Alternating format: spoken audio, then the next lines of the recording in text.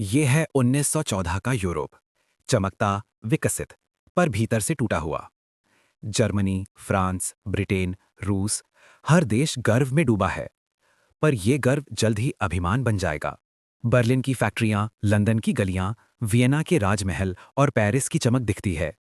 राजाओं की मुस्कुराहट के पीछे सैनिकों की कतारें, हथियारों का अंबार और युद्ध की गंध है। आर्क ड्यूक फ्रांस फर्डिनेंड अपनी कार में मुस्कुरा रहे हैं। भीड़ तालियां बजा रही है। अचानक धाएं। गैव्रिलो प्रिंसिप की बंदूक से निकली गोली इतिहास की दिशा बदल देती है। राजकुमार और उनकी पत्नी मारे जाते हैं। एक गोली ने सिर्फ एक जोड़ा नहीं मारा, उसने पूरी दुनिया को मौत की ओर धकेल दिया। Austria Hungary. सर्बिया ने हमारे युवराज की हत्या की। हम इसे बर्दाश्त नहीं करेंगे। जर्मनी। हम तुम्हारे साथ हैं। रूस। अगर सर्बिया पर हमला हुआ, हम चुप नहीं रहेंगे। फ्रांस और ब्रिटेन भी तैयार। मानो चंतरंज की बिसात पर सब अपने मोहरे आगे बढ़ा रहे हों। और फिर युद्ध छिड़ जाता है। सैनिक कीचड़ में बैठे हैं, गोलियां बरस रही हैं, चारों ओर बारूद की गंध।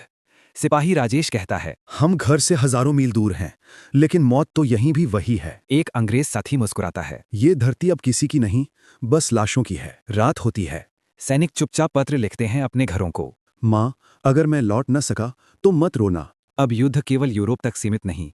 भारत, अफ्रीका, ऑस्ट्रेलिया, जापान, हर जगह से सैनिक बुलाए जा रहे हैं। 1917 में दृश्य बदलता है। अमेरिका के राष्ट्रपति कहते हैं, अब हम चुप नहीं रह सकते। ये मानवता का युद्ध है। अमेरिकी सैनिकों के आगमन से मित्र राष्ट्रों को नई शक्ति मिलती है। 1918 में जर्मन कमांडर चिल्लाता है, अब या कभी नहीं, आगे बढ़ो। लेकिन अमेरिकी टैंक और हवाई जहाज सब तोड़ देते हैं। सैनिक थक चुके हैं, जनता भूख से मर रही है। जर्मन सम्राट कैसर विल्हेल्म भाग जाता है। 11 नवंबर 1918। घड़ियां सुबह 11 बजे रुक सी जाती हैं। गोलाबारी रुकती है। सैनिक एक दूसरे को देखते हैं। क्या ये सच में खत्म हो गया?